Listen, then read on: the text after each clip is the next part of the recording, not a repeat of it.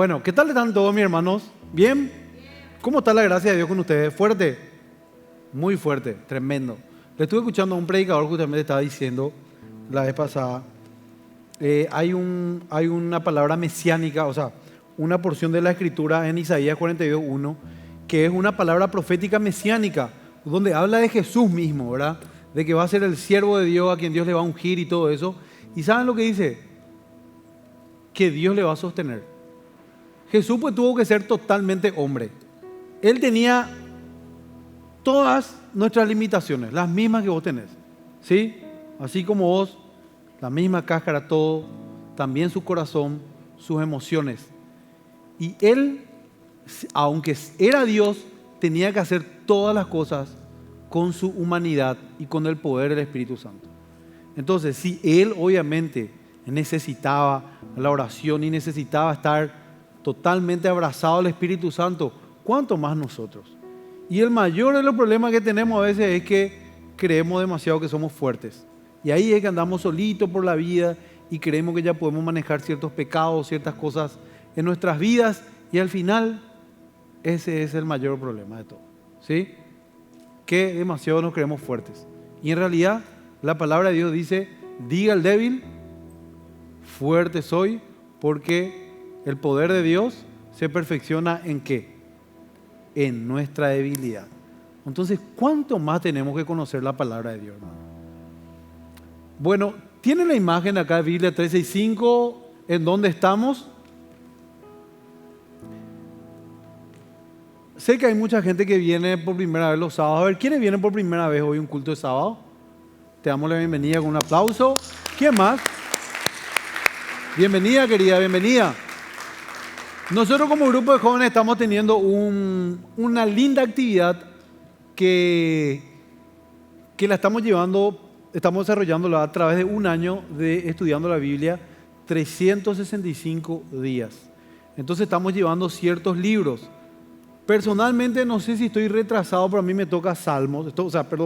Estoy en Salmos, estoy leyendo los Salmos. Y ustedes saben que, viste que a veces los Salmos leemos y nos miramos a nosotros mismos y decimos, por ejemplo, cuando David está diciendo una cosa, yo agarro y espiritualizo mucho esa porción del Salmos.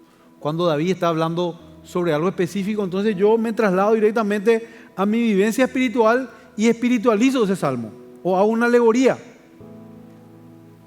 Pero como estuve leyendo con una Biblia con comentario, al instante vuelvo en sí y veo que me bendice mucho más cuando entiendo por qué David hizo esa oración o por qué hizo ese clamor.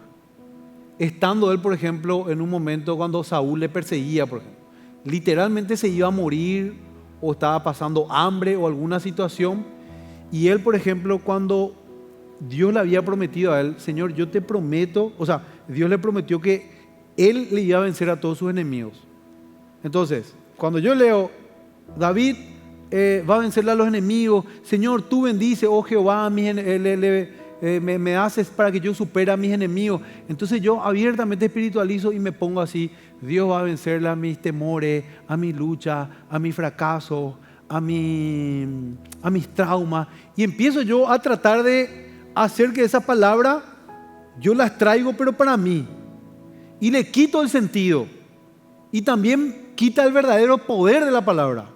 Entonces cuando yo empecé a mirar y aprender más, Dios le había hecho una promesa a David y le había dicho literalmente que él le iba a destruir a sus enemigos. Y eso era algo literal para David. Entonces David, cuando estaba pasando ese mal momento, estaba convencido que a pesar de todas las cosas que él estaba viviendo, que literalmente le superaban en fuerza, le superaban en gracia, le superaban en circunstancias a sus enemigos, él estaba convencido de que Dios le iba a dar victoria a sus enemigos. Pero no era una cuestión espiritual nomás. No era una cuestión así que él espiritualizaba y trataba de convencerse. Entonces es ahí donde vos agarrás y mirás en puridad del Salmo y ves que literalmente, como Dios hizo una promesa inamovible, Dios iba a darle la victoria. Y ahí vos entendés y decís, Cristo literalmente venció a nuestro enemigo mayor, que es la muerte, venció a nuestro enemigo mayor, que es nuestro corazón duro contra Dios, y hizo que nosotros tengamos gracia, que podamos acceder a su trono de gracia, tengamos oportunidad. Entonces eso te da mucho más convicción, y vos podés literalmente saborear el Salmo como si fuera una comida deliciosa, como un banquete. Entonces, cuando le damos el verdadero sentido a las Escrituras, se vuelve mucho más poderosa que cuando nosotros tratamos de convencernos de ciertas cosas que realmente no son por nuestras circunstancias, y nosotros tratamos de espiritualizar para nuestro favor. Eso estamos haciendo nosotros en Biblia 365. Estamos haciendo el esfuerzo, no somos perfectos. Los hermanos que dan los resúmenes tampoco son perfectos, pero estamos queriendo bendecir al pueblo de Dios para que ustedes literalmente puedan disfrutar del verdadero sentido de las Escrituras, y para que ésta les pueda dar la verdadera gracia que la Escritura enseña.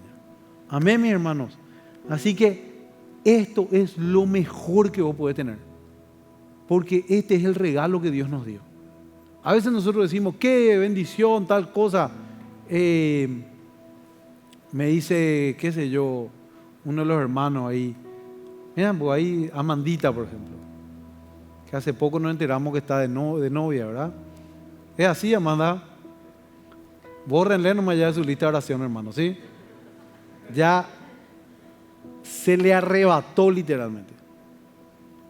Así que uno puede decir, Señor, qué gran bendición me diste con fulano de tal. Pero el Señor no dice nada de eso. Dice, cualquiera de los hermanos puede ser de bendición. Ahí ese hermano que ya cuando se casaron se excedió un poco de peso, ese puede ser bendición para vos. Dios dice que todos los hermanos y las hermanas somos de bendición. Pero cuando habla de la verdadera bendición, a la pucha, dejé ahí mi Biblia, no sé dónde dejé, pero bueno, ahí está. Habla de la palabra de Dios. Así que esta es la bendición tremenda que tenemos.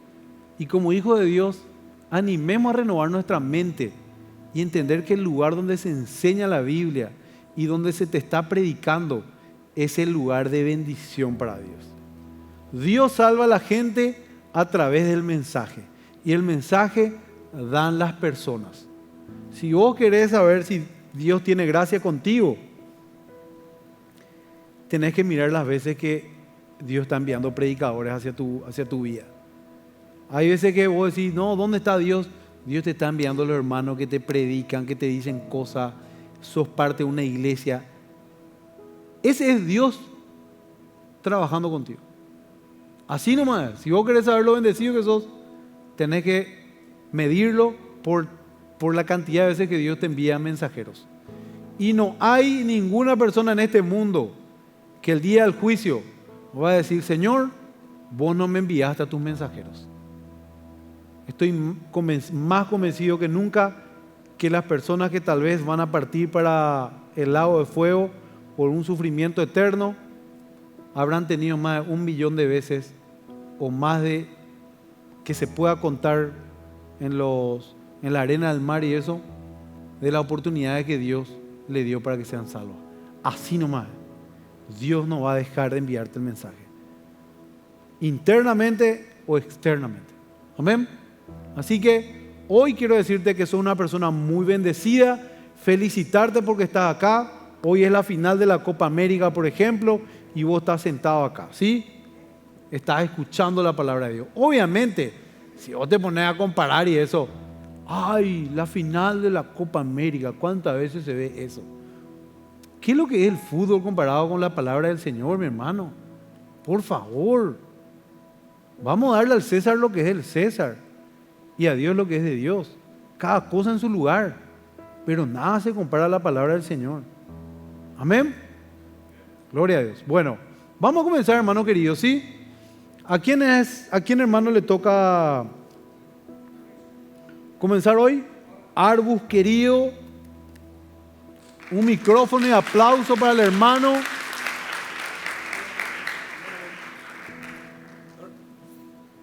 Alba, un gran varón de Dios. Acá te van a traer el micrófono, hermano.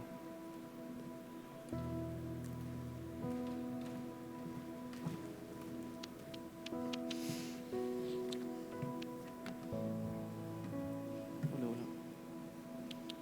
Oh, sí.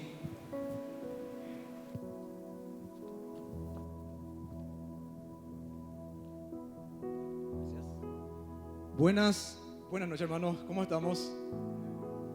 Así como dijo el pastor, quizás no somos perfectos lo que damos el resumen, pero ¿saben cuál es el punto perfecto? Ese momento cuando estamos orando, pidiendo al Señor su revelación y comenzamos a leer su palabra. Y esos puntos que nos saltan, esa enseñanza, ese es el punto de perfección. Así que, obviamente, la palabra del Señor está hecha para vos, está hecha para mí.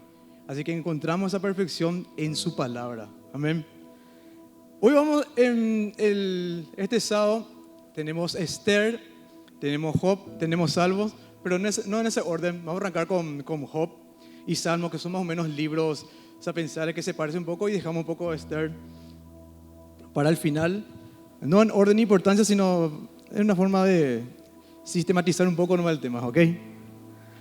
Bueno, el libro de Job, un libro increíble, con enseñanzas fantásticas, como todos los libros de la Biblia, ¿verdad? Pero el libro de Job se anima a hablar de un tema muy complicado que muchas veces nos desafía a nosotros, nos hace cuestionar, y sobre todo muchas veces que es como un ataque que viene de afuera para nosotros.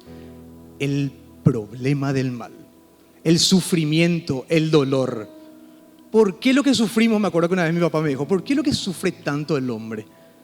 ¿Por qué tengo que pasar por eso? ¿El cristiano puede sufrir? Yo no me voy a vacunar porque el coronavirus no me va a agarrar porque soy cristiano. ¿Eso es bíblico? Bueno, vamos a ver un poco. Ok, el libro de Job, para hablar un poco del libro en sí, lleva el libro de Job como personaje principal, ¿verdad? Así como otros libros de la Biblia que llevan el nombre del libro por el personaje principal, que es Job. No sería Job el escritor, ¿verdad? Sobre todo porque hay una parte que vamos a ir viendo adelante, donde dice que hay una escena en el cielo, una escena que Job nunca supo que existió. Es más, termina el libro y él no se enteró de esa conversación que hay entre Satanás y Dios, por ejemplo. Entonces, probablemente la autoría cae en Moisés o puede ser también Salomón, ¿verdad? ¿Por qué Moisés? Porque la región de Uz, donde vivía el amigo Job, era muy cercana a Madián, donde estaba Moisés. Así que él pudo haber escuchado el relato, entonces lo transcribió. Y se cree que va también por Salomón, por la forma de escritura que se parece mucho a Eclesiastés, y sobre todo porque es un libro de sabiduría, ¿verdad? Que Salomón la tiene clara en ese tema, ¿verdad? Algo interesante que hay que tener en cuenta, que la Biblia muchas veces entre libros se dan relevancia, vamos a decirle. Y Job es mencionado en 4 otros libros, que son, por ejemplo, Romanos, Ezequiel, Primera de Corintios y en Santiago.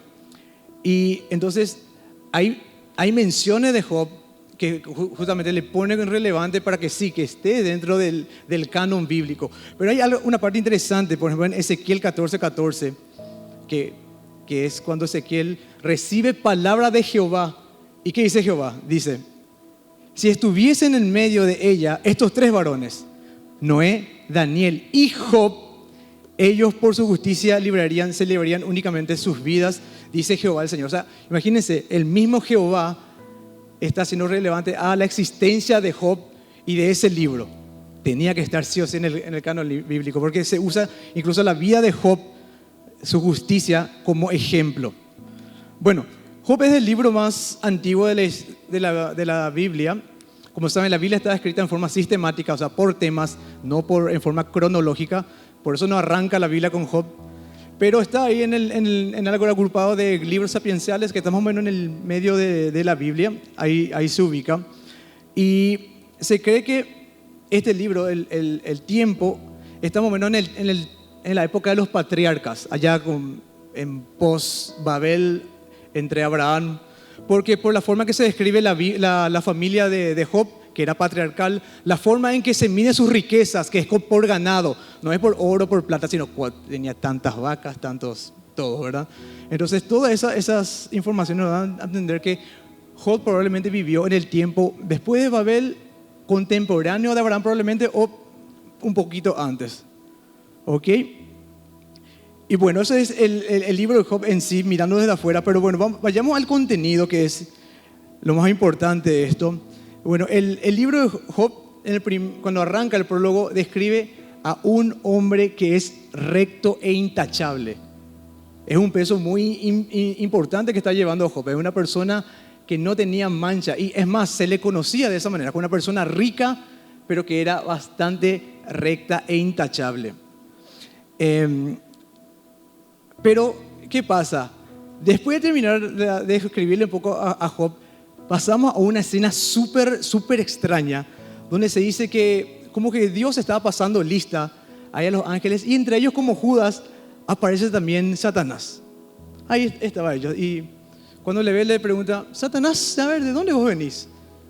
Y este le dice: vengo a recorrer la tierra y toda la gente que estaba ahí. Entonces Dios le comienza a purear a Job, a Satanás. Y le dice: decime un poco, Satanás, ¿verdad que en toda la tierra no hay ni una persona tan recta como Job? ¿Verdad que sí? Entonces Satanás le dice: claro que va a ser de esa manera. Si ¿acaso vos no le bendeciste con millones de cosas? ¿Acaso no le hiciste el hombre más rico del mundo? Así cualquiera, Dios, así cualquiera. Pero a ver, sacale todo lo que tiene. Vamos a ver si en tu propia cara no te maldice, no te niega. Entonces hay una especie de acuerdo donde sí, Satanás puede tocar todas las riquezas de Job. Entonces vemos como mientras Job estaba teniendo un banquete, viene un siervo y le dice: Señor, estamos ahí con las vacas, con los bueyes, de repente vinieron, nos asaltaron, llevaron toda la mercancía, mataron a todos, me dejaron a mí libre. Ni terminaba de hablar, viene el segundo y dice: Señor, estamos ahí con los camellos, vinieron los caldeos, nos robaron todo, solamente escapé yo con vida. Un tercero decía: Señor, estamos ahí con las ovejas, cayó fuego del cielo, le consumió todo, solamente yo quedo. Ni terminaba de hablar cuando llega el último y le dice: Señor, tus hijos estaban teniendo un banquete, vino un viento del desierto, cayó la casa sobre ellos y todos murieron. Job, al escuchar esto, se rasgó las vestiduras, se rapó la cabeza y dijo algo impresionante: Señor, desnudo vine a la tierra, desnudo voy a ir otra vez. Vos me diste todo y vos me podés sacar todo. Alabado sea el Señor. Se inclinó en adoración, no maldijo a Dios. Entonces se llevó a una segunda escena en el cielo, donde Dios le dice: ¿te das cuenta, Satanás? A pesar de todo, Job no fue capaz, es más, no tuvo ni de culparme de todo esto. Satanás le dice: la piel nomás le tocaste, Dios, por eso es. Tocale su vida, vas a ver cómo en tu cara te va a negar. ¿Podés hacerlo?, le dice Dios, pero no le saques la vida. Y es ahí donde a Job le llega esta sarna maligna, que le llega, dice, hasta la coronilla, que sería la parte más alta de la cabeza, cae enfermo, se llena de cenizas.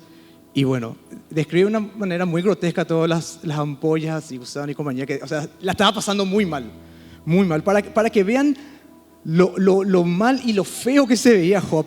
Dice que sus amigos, al enterarse, se acercan y dice que desde lejos ya le vieron, pero no le conocieron aún. Y acercarse dice: viejo, es Job, él es Job. Entonces, al verle lo mal que estaba su amigo, estos amigos que llegaban junto a él también hicieron los mismos, agarraron sus vestiduras y se pusieron en silencio alrededor de él. Nadie se atrevía a hablar porque se veía que realmente era muy malo lo que estaba pasando. Pero Job rompe el silencio y hace algo bastante fuerte. Maldice el día de su nacimiento. Ya estaba harto de todo esto y maldice. Es más, no es que solamente maldice el día en que nació, sino dice: ni mis padres se hubiesen juntado hasta ese punto para que yo no hubiese nacido y no tenga que pasar todo esto. Entonces ahí comienza una serie de argumentos que tira Job y también sus amigos, donde Job reniega prácticamente su vida y se queja de todo lo que le está pasando. Y los amigos de Job llegaron a este punto tan violento en que decían, los amigos de Dios de alguna manera querían justificarle a Dios, que Dios todo lo que hace es justo, perfecto. Pero decían, Job, vos algo hiciste. Dios no te va a hacer pasar por todo esto en forma, el de balde. No, vos hiciste algo, así que arrepentite, porque seguro Dios te va a volver a levantar. Pero Job estaba seguro que, o sea, él en su interior decía, yo soy recto, soy intachable, como justamente se le escribía. Entonces él negaba toda acusación. Entonces hay un ping-pong de cosas entre los amigos y Job. Entre paréntesis,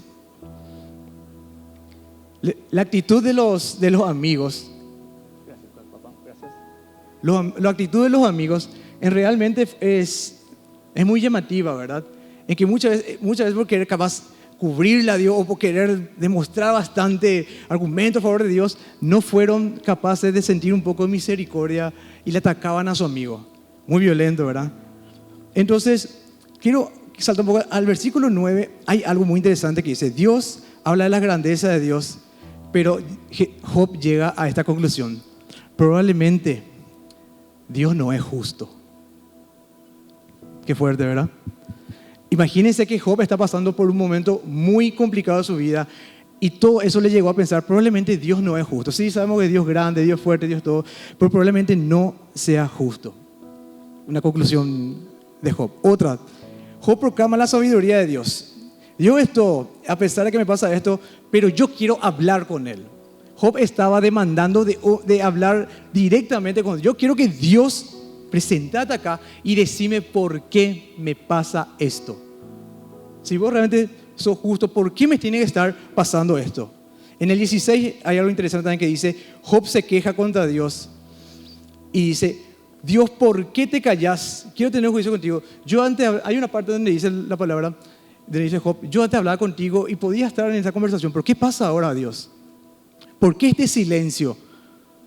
¿Por qué no te presentás? ¿Por qué estoy pasando todo esto? Otra conclusión que llegó Job en el 24, dice, Job se queja de que Dios puede ser indiferente a la maldad.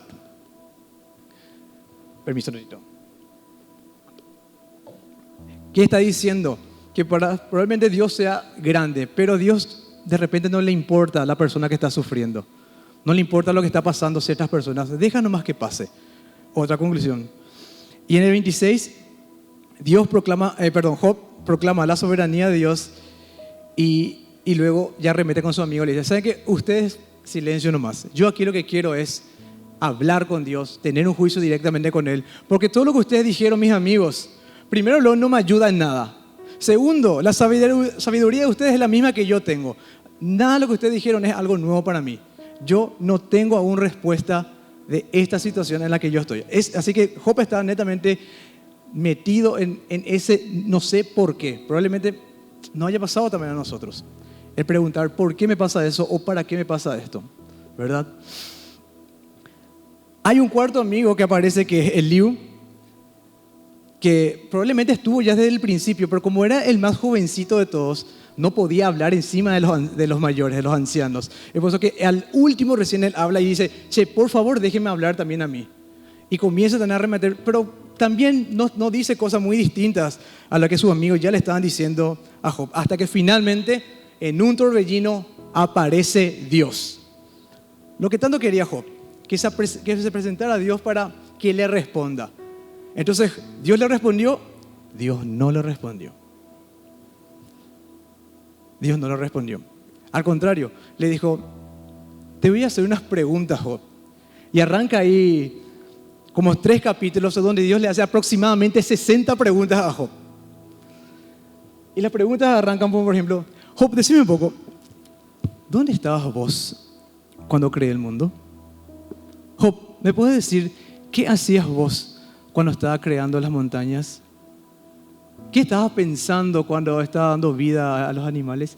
Y así, por 3 capítulos, pregunta tras pregunta. Y yo me imagino a Job diciendo, man, ¿en qué me metí acá? ¿En qué me metí? Porque obviamente Dios no estaba esperando que Job le responda a eso. Dios estaba esperando que Job se autorresponda a eso en su cabeza y se dé cuenta de esta conclusión.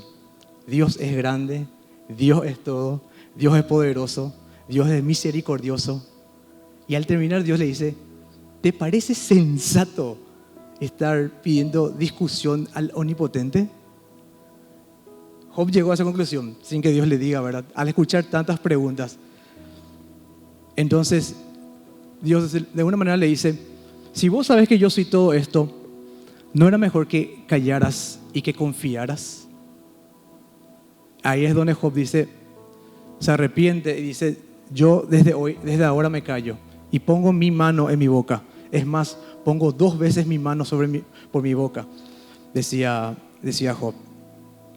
Entonces Dios le convence a Job de su ignorancia, una ignorancia que pasa por muchas veces querer igualarnos de repente a Dios. Tenemos que entender, hermanos, que el conocimiento, la sabiduría y la mente de Dios es bastante infinita en comparación a nosotros. Le doy un pequeño ejemplo, capaz no sea perfecto, pero síganme la idea que les conté la otra vez a los chicos de estudio. Cuando Meteito tenía aproximadamente menos de 1 año, él quería tocar el enchufe de la casa. Bueno, la toma corriente, ¿verdad? Todos sabemos que le va a pasar eso, ¿verdad? Lo va a matar. Pero él quería tocar el enchufe. Yo como papá, no se hace. Llanto, dolor, papá, ¿por qué me haces esto? ¿Por qué me amas? Me imagino a Mateo diciendo eso, ¿verdad? Yo no le permitía hacer algo, pero él no sabía y no entendía por qué yo no le estaba dejando tocar ese enchufe. Pero usted se imagina si yo le haciendo a mi hijito en menos de 1 año y le digo, bueno, te voy a explicar, la electricidad es una fuerza física, que esto, que no lo va a entender.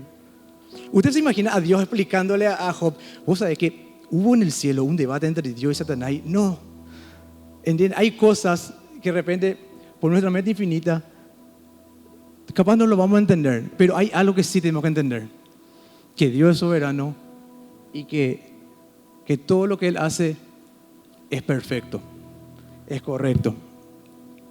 Entonces, hermanos, el mal, el sufrimiento, muchas veces, aunque no lo entendamos, definitivamente nos puede enseñar algo. Nos darle, es más, les digo, vamos a aprender más en el dolor que estando bien. Yo sé que algunos supieron lo que nosotros pasamos como familia entre marzo y mayo, más o menos 3 meses. En esos 3 meses recorrimos 6 hospitales. Durísimo fue, muy complicado. Pues les puedo decir que aprendí muchas cosas que capaz no hubiese aprendido si no hubiese pasado eso. Y una de las cosas lindas que aprendí realmente, que aquí en Más que Vencedores tengo amigos fantásticos que me ayudaron y que me hicieron el aguante en esos tiempos. Y yo no hubiese estado diciendo esto si no hubiese pasado esas cosas. Así que Job termina diciendo algo increíble. Yo de oídos te oía, pero ahora mis ojos te ven. Job no hubiese dicho nunca esa frase si no hubiese pasado lo que tuvo que pasar. Así que, mis amigos, no les puedo prometer que sepan el porqué de las cosas, ni para qué de las cosas. Pero el día que les llegue lo complicado, el dolor, el sufrimiento, recuerden algo. Callar la carne, pero griten con fe. Dios les bendiga.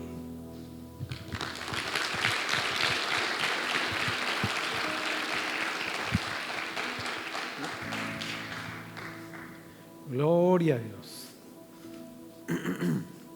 Job, un gran testimonio de lo que nuestro Señor Jesucristo iba a hacer. Padecer. Gracias a Arbu, tremendo varón. Padecer, así como nuestro Señor Jesucristo padeció. Así que siempre tenemos que ver también desde ese punto de vista la Biblia. Dios estaba revelando progresivamente su plan maravilloso. Y Dios le delegó eso al hombre. Dios no podía simplemente, puede en cuanto a su poder de omnipotencia, pero Él delegó al hombre que el hombre gobierne la tierra. Entonces, abiertamente Dios tenía un plan para que el hombre a la postre gobierne también, y ese iba a ser Jesucristo. Bueno, mi hermano, seguimos, ¿sí? Vamos a escucharle al hermano. ¿Quién es? Jorgito Espínola, por favor, varón. Un aplauso al hermano.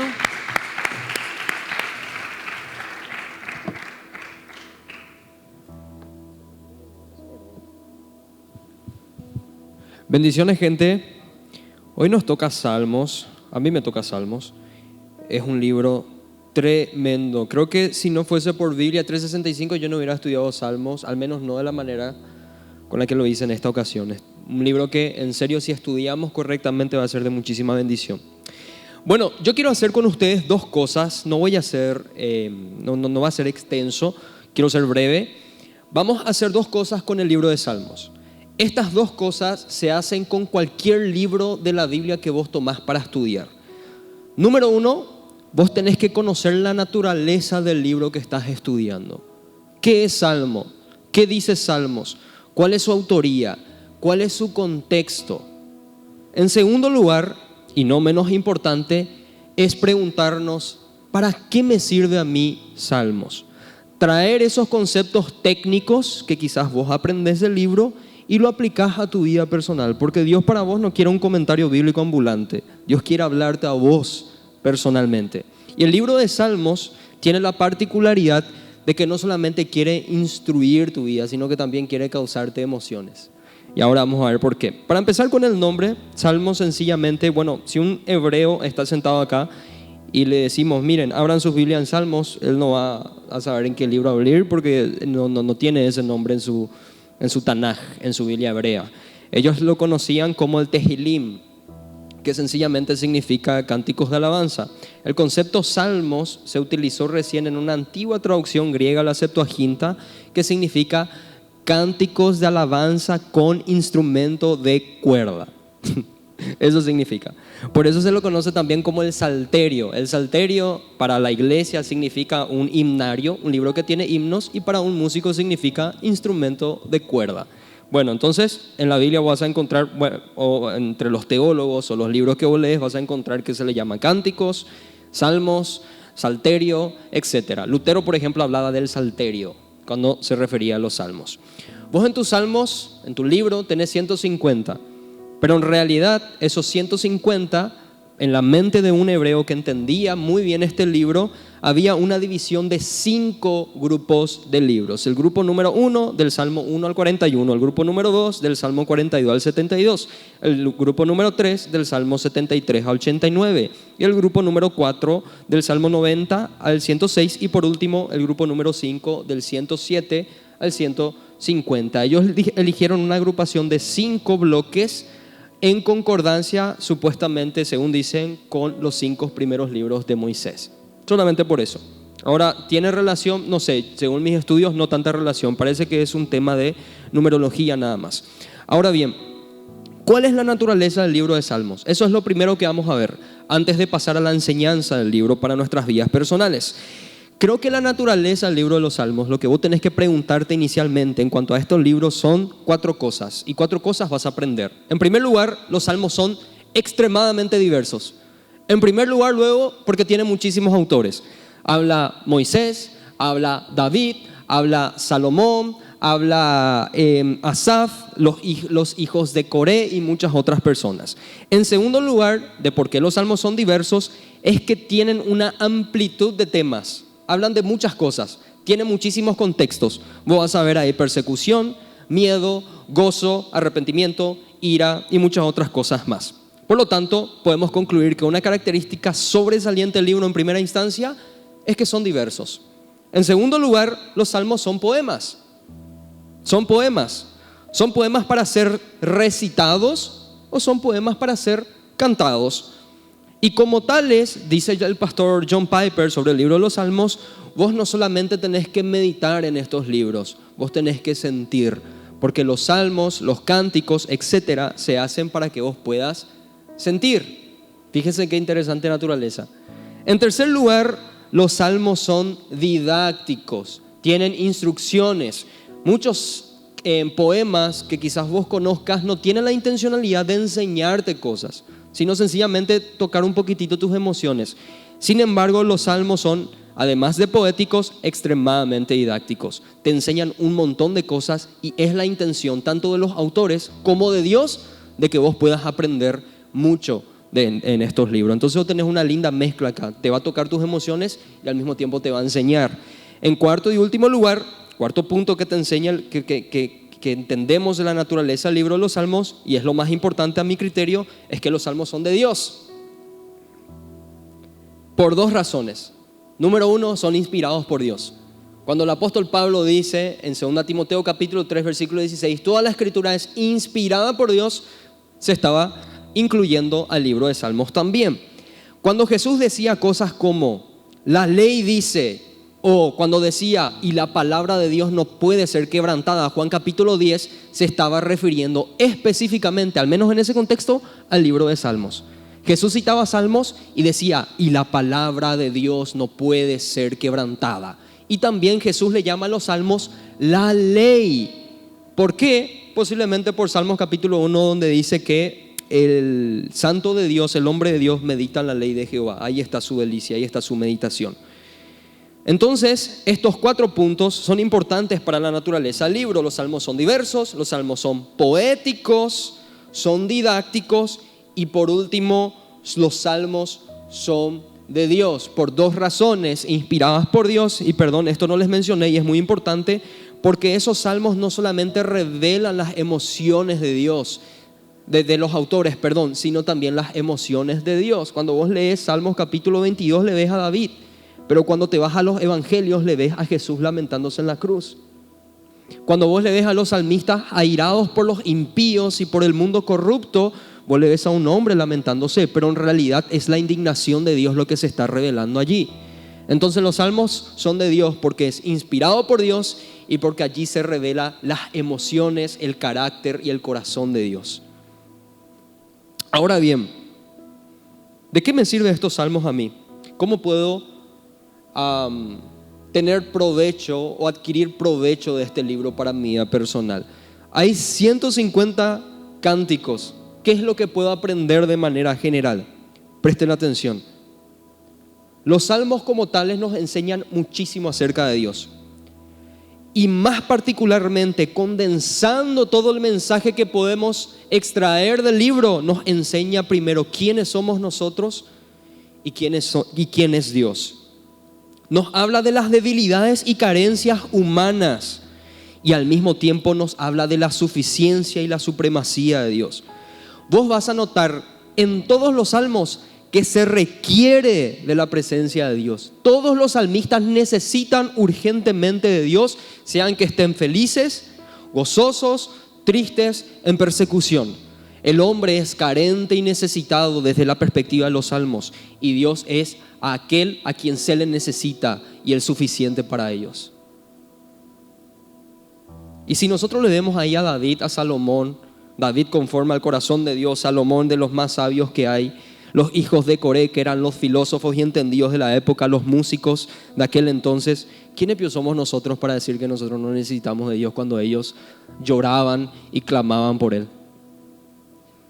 En segundo lugar, y esto es muy importante, Martín Lutero, cuando se enfrentó a la realidad de su pecado, Lutero no podía encontrar en la religión de su época una justificación por sus pecados. Él tuvo, por así decir, la desventaja de ser posiblemente el único de su época en darse cuenta que era extremadamente pecador, y se dio cuenta que los sacramentos de la iglesia que servían en aquel entonces para limpiar al pecador no eran suficientes.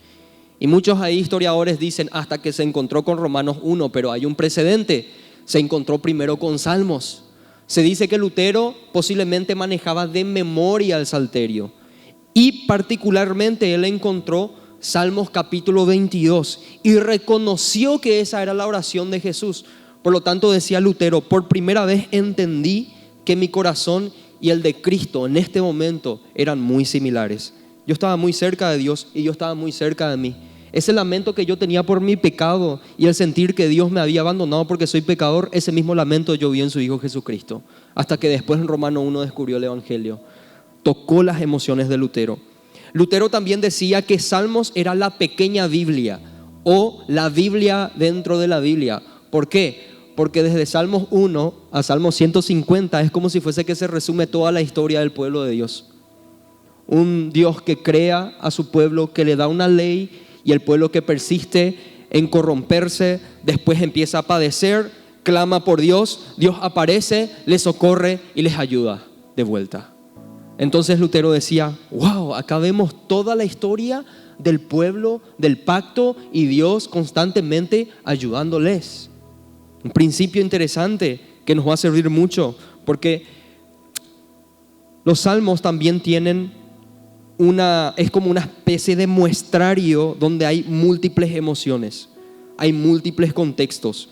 Los salmistas tienen muchos problemas, están en soledad, tristeza, persecución, están gozosos, están felices, están amorosos, están deprimidos y muchas otras cosas más. Entonces Lutero veía que en cada salmo hay un creyente que necesita de Dios. Lutero te diría cosas como, por ejemplo, vos estás en el libro de Salmos. Pecaste, hay un salmo para vos. Fornicaste, hay un salmo para vos. Estás deprimido, hay un salmo para vos. Tenés falta de sabiduría, hay un salmo para vos. Siempre hay un contexto en el cual vos podés ser partícipe en el libro de los salmos. En los salmos también podemos ver la soberanía de Dios. Si nosotros volvemos a recordar el pecado de David, de desear a una mujer, a la mujer de su prójimo, a tomar a esa mujer, matarle a su esposo, a Urías, y verle después a Natán, el profeta Natán, que le confronta y le hace ver la gravedad de su pecado, inmediatamente David escribe el Salmo 51. En pocas palabras, Dios utiliza el pecado de David para mostrarle a David la importancia de mantener el gozo de salvación. Y los teólogos hablan y dicen que si no fuese quizás por el pecado de David, el Salmo 51 no había sido de bendición para muchísimos creyentes de todas las épocas, que pecaron y en la vida de David se encontraron y en ese momento fueron ministrados por Dios. En los salmos se conecta la mente de Dios al enseñarnos su naturaleza, su ley.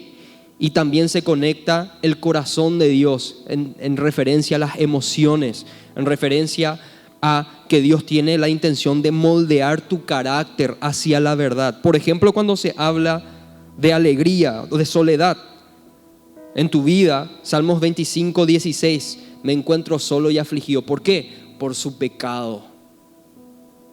Cuando el salmista, cuando vos te sentís amoroso, tenés ganas de dar amor, el salmo puede encauzar esa tendencia al Salmos 18:1. Oh Señor, cuánto amo tu ley, Señor y fortaleza mía. Cuando tenés temor, Salmos 69 te enseña a quién debes temer. Toda la tierra tema y respete solamente al Señor. Por lo tanto, sírvanle a Él. Cuando estás lamentándote, Salmos 38:18 te enseña por qué te tenés que lamentar en realidad. Y dice, voy a confesar mi iniquidad.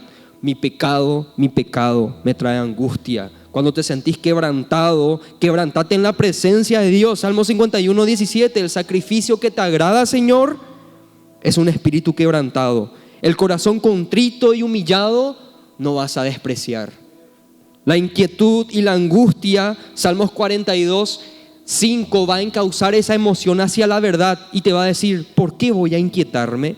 ¿Por qué me voy a angustiar? ¿Que acaso Jehová no es mi Señor? Cuando tenés vergüenza, avergonzate por tu pecado en la presencia de Dios y pedí ser limpio. Salmos 44:15. Cuando querés tener júbilo, Salmos 21:1 te da la solución. Gozate con tus hermanos, hay alegría en la casa de Dios. Y así vos vas a encontrar que el Señor va a tomar tus emociones que nos caracterizan tanto a nosotros, que somos tan inestables con las emociones, que pensamos, nos deprimimos por cualquier otra cosa, por cualquier cosa particular de tu vida. El Señor puede utilizar eso, dicen los teólogos, para construir una escultura, así como utilizó el pecado de David para una obra de arte, el Salmo 51. Entonces creo que la enseñanza de Dios es clara. Vos estás en una situación, hay un salmo para vos. Y por último termino con esto. Dice el Dr. R.C. Sproul que esta generación se caracteriza por tener muchos salmos, refiriéndose a las músicas actuales, nada bíblicos, nada instructivos y completamente alejados de la inspiración divina. Si vos querés ser ministrado por la música, qué mejor que el libro que Dios inspiró para dirigirte a Él. Dios te dejó un libro, el Salmo, inspiró el Salterio para que vos puedas tener un modelo para dirigirte a Él. El Salmo tiene que estar primero en tu vida. Y nada más que eso. Gracias, amigos.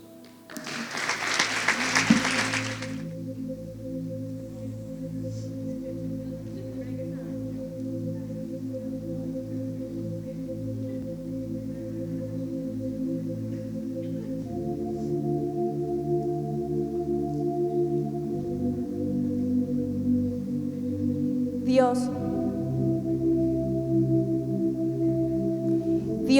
tiene un diseño divino para la feminidad.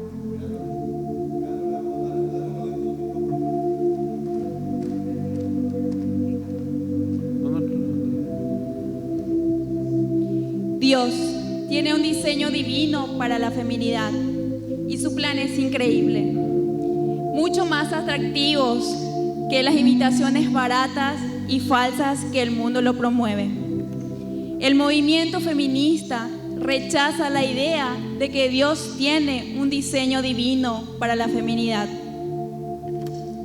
Las escrituras nos enseñan que la feminidad no tiene nada que ver con embellecernos, ni con nuestra propia belleza. Nuestro propósito en la vida es manifestar a Dios y reflejar su gloria de una manera que solo nosotras como mujeres hemos sido creadas para reflejarlo. La verdadera feminidad es un llamado de Dios distintivo para reflejar la gloria de su Hijo, que no sería reflejada si no existiera la feminidad. Hemos sido llamadas a ser mujeres.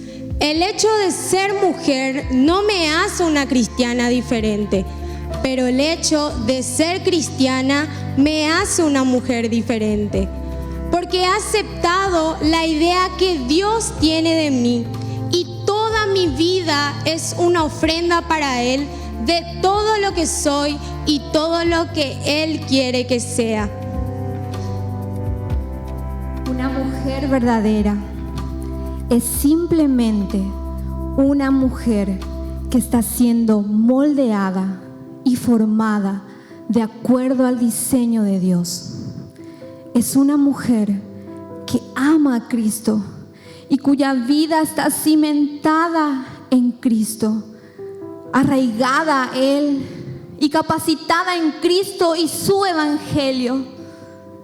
Las mujeres de fe bíblica conocemos al diseñador, tenemos su manual de instrucciones. Si no manifestamos su diseño divino en la creación de la mujer, nadie lo hará. Pero si lo hacemos, será un gran testimonio en un mundo necesitado que nos observa. Una pobre huérfana refugiada gana un concurso de belleza y se levanta para ser reina de su nación. Un enemigo amenaza a su pueblo con la destrucción. Ella pone su vida en riesgo por ellos. Luego, en un giro de circunstancias, la situación cambia por completo.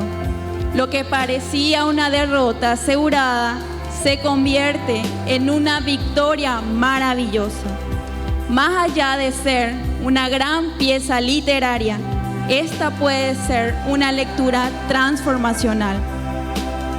A medida que consideras las debilidades y las fortalezas de estas personas, podés aprender lecciones muy importantes para el crecimiento de tu carácter. Bienvenidos al libro de Esther.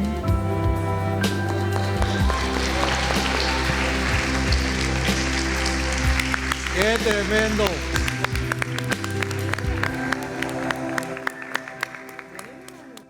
Micrófono acá. Por un momento me recordé a LPA, Libre para Adorar. Dios mediante vuelva pronto, próximo año, si nos vacunamos todos, Dios permita, y podamos volver. Bueno, me toca el último libro de Esther. Espero exponerlo de forma correcta. Cualquier mirada acá a Jorge me... Pero bueno, Dios es bueno. El libro de Esther lleva el nombre de su personaje, una de las personajes principales que es, lleva su nombre, Esther. Su nombre hebreo fue Adasa y el nombre persa de ella fue Esther. Algunos datos curiosos que encontramos en este libro, y es algo increíble.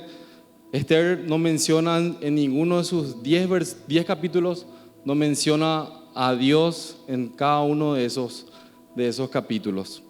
Es algo increíble como, ¿verdad?, tratándose de la Biblia, no se menciona a Dios dentro de este libro. También algo relevante es que lleva el nombre de una mujer, algo que no es muy común de repente en todos los libros.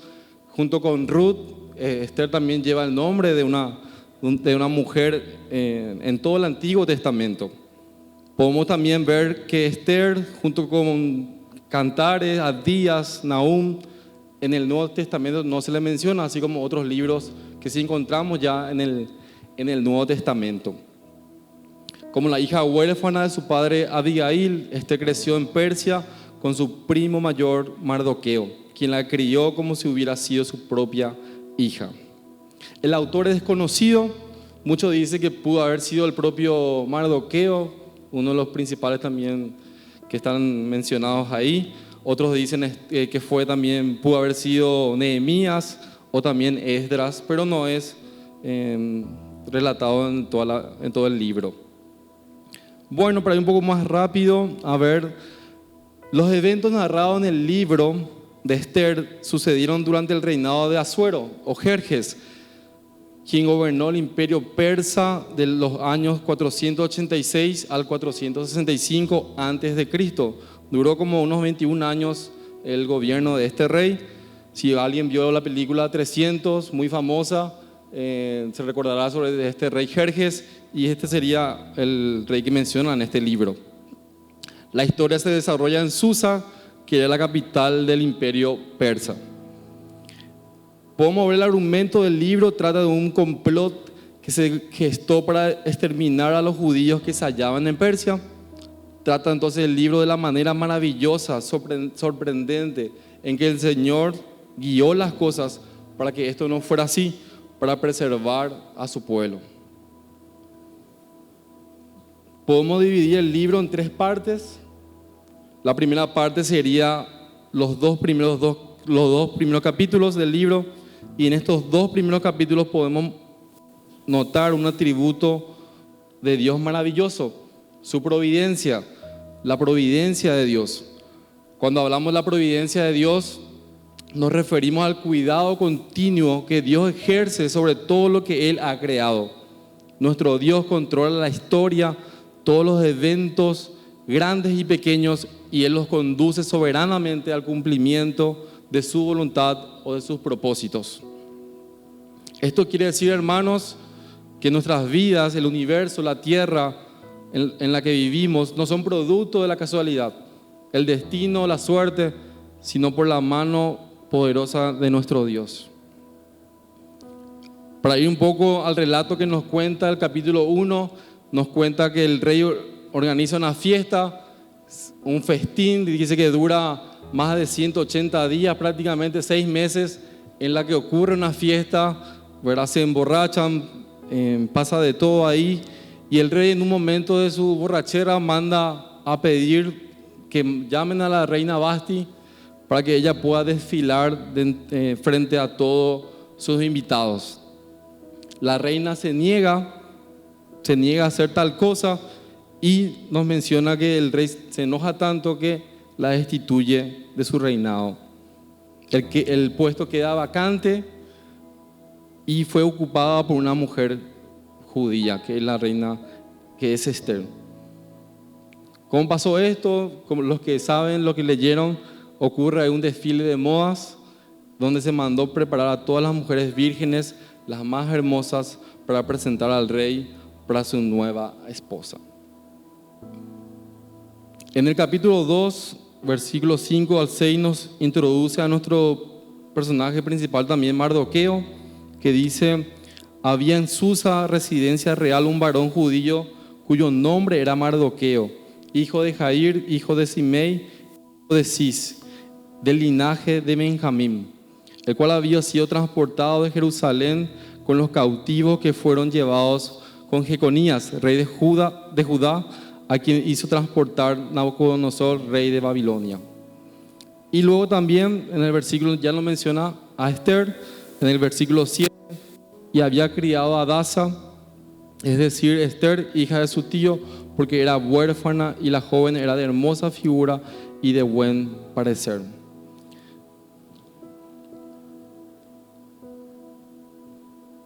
Esther es llevada junto al rey, ¿verdad?, para ser preparada. Dice que era preparada durante todo un año con cremas, con mirra, con perfumes, para luego ser presentada delante de los reyes.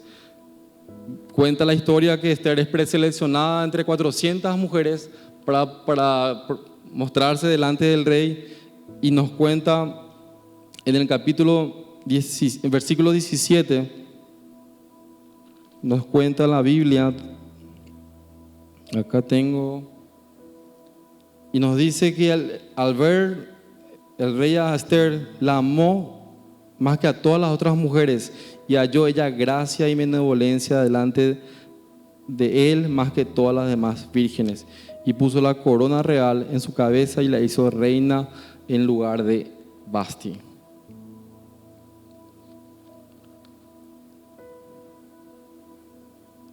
Esther y Mardoqueo ocultan que ellos eran judíos, no lo mencionan. Primero Mardoqueo le dice a Esther que no lo mencione. Y aquí ocurre algo muy importante en el capítulo 2, versículo 19. Vemos una vez más ya también la providencia de Dios. Cuando Mardoqueo escucha a dos hombres eunucos hablar de, como ellos estaban enojados con el rey, escuchó Mardoqueo que querían poner mano sobre el rey, que querían matarlo. Escucha esto Mardoqueo, él va junto a la reina Esther, le cuenta lo que pasó, y la reina cuenta lo sucedido al rey, y el rey manda a averiguar si esto era así, a investigar, y nos cuenta en la Biblia que fue así realmente, y estos eunucos fueron, ¿verdad?, ahorcados. Tal fidelidad de Mardoqueo al poder contar lo que tramaban estos hombres no fue recompensado por el rey. Dejaron pasar sin pena ni gloria, algo que de repente podía haber sido compensado de una forma mejor, ¿verdad? En la tercera parte y en la segunda parte encontramos en el capítulo 3 al rey Asuero coloca a Amán, otro personaje principal, en una posición muy superior a los demás. Podemos leer eso en el capítulo 3, versículos 1 y 2. Después de estas cosas, el rey Asuero engrandeció a Amán, hijo de Amedata, agageo, y lo honró, y puso su silla sobre todos los principales que estaban con él. Y todos los siervos del rey que estaban a la puerta del rey se arrodillaban y se inclinaban ante Amán, porque así lo había mandado el rey. Pero Mardoqueo ni se arrodillaba ni se humillaba delante de él. El único que no se inclinaba delante de él era Mardoqueo. Esto ve a Amán, se enfurece, y luego empieza a fijar más su mirada sobre Mardoqueo, y Amán se le cuenta a Amán que él ya empieza a ser que era judío, y que, ¿verdad?, y ahí empieza a enfurecerse con él.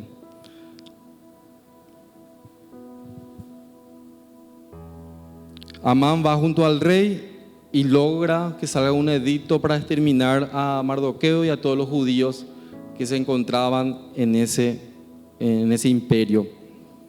Esto nos lleva a la última parte, desde el capítulo 4 hasta el 10. Y nos podemos ver ahí cómo la providencia de Dios frustra los planes, ¿verdad?, del mal contra su pueblo. Ante la noticia de los planes de Amán, Mardoqueo rasgó sus vestiduras, se vistió de cilicio y ceniza. Le entró mucho temor, mucha tristeza por la noticia que escuchó, que se le iban a mandar a matar a todos los judíos. Mardoqueo ahí va junto a la reina Esther para hablar con ella, para que ella pueda intervenir.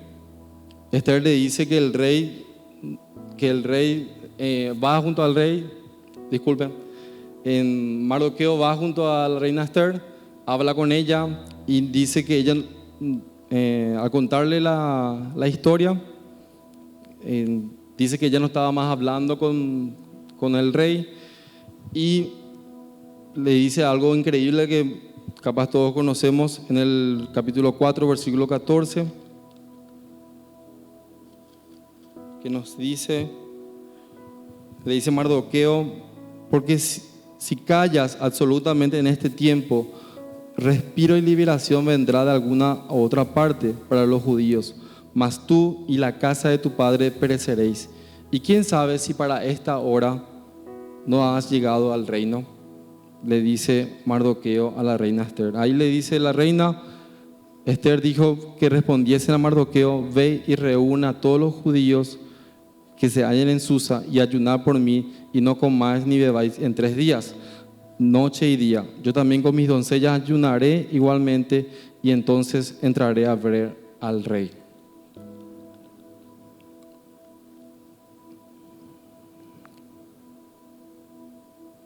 Esther luego invita a un banquete al rey y a Amán.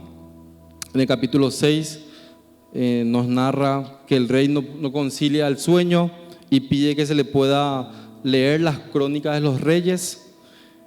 Y ahí se encuentra con que había sido, Mardoqueo había salvado su vida ante los eunucos. El rey pregunta a Amán, que se había encontrado, que había ido junto a él, cómo podían recompensar a este hombre que había salvado su vida. Y Amán le dice: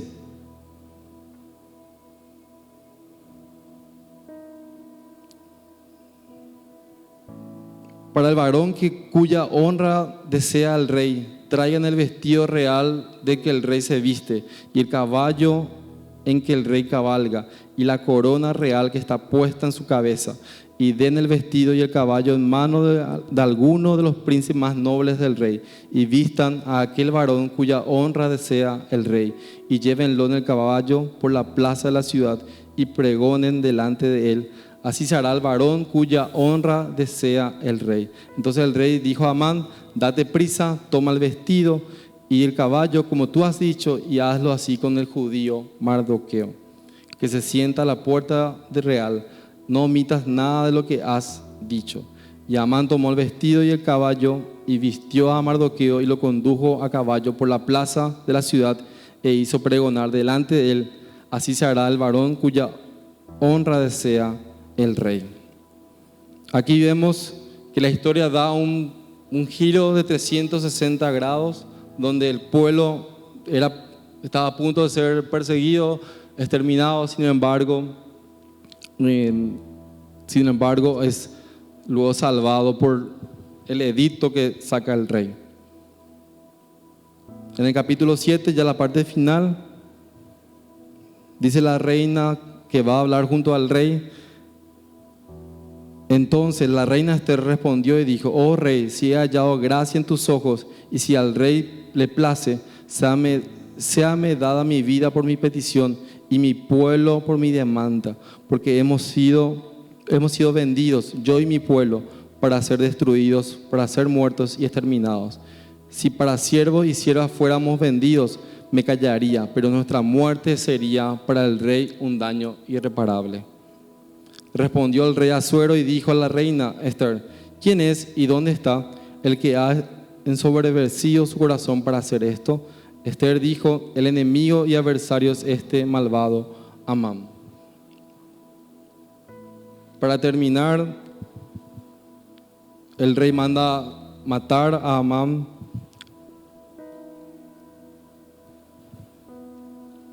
En la parte final. Y algo que podemos quitar de este libro, algo que anoté: cómo Dios cambia la historia para proteger a su pueblo. Como vemos a Jesús en Esther, no vemos con claridad a Jesús, pero vemos la mano de Dios para preservar a su pueblo de las manos del enemigo, de donde vendría, ¿verdad?, el Mesías, Cristo. El libro destaca la providencia de Dios. Y en los momentos que menos vemos a Dios es donde está más presente. En los momentos que menos vemos a Dios es donde más está presente. En nuestras vidas podemos ver que Dios siempre está presente y su providencia es maravillosa y siempre trabaja en nuestras vidas. Ahí culmino. Aleluya, gloria a Dios. Amén. ¿Cómo aprendimos esta noche sobre los Salmos, sobre Esther y sobre Job? Libros que son bastante complicados de repente, pero sin embargo fueron de muchísimas bendiciones y les agradecemos mucho a todos los participantes. Aprendimos mucho. Una cosita, ahí la palabra salvación que generalmente se usa ahí en el Antiguo Testamento es literalmente cuando Dios, es una palabra que se usa de un salvataje militar o como un arrebato. Y eso es lo que Dios hace con nosotros. Nos salva literalmente, o sea, despoja, te quita, o es cuando vos ya no dabas más y viene así tipo una fuerza militar y te salva de una eminente derrota. A eso se refiere Dios con salvación y es lo que vemos también en estos libros.